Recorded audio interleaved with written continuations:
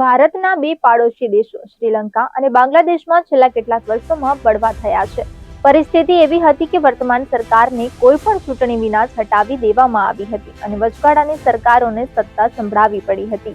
હવે નેપાળમાં પણ આવી જ સ્થિતિ વિકસી રહી હોય તેવું લાગે છે. સોમવારે સોશિયલ મીડિયા પર પ્રતિબંધ અને ભ્રષ્ટાચાર સામે વિરોધના નામે ઉગ્ર આંદોલન અને હિંસા જોવા મળી હતી. આ હિંસાને કારણે કાઠમંડુ અને નજીકના શહેરોમાં કર્ફ્યુ લાદવામાં આવ્યો છે.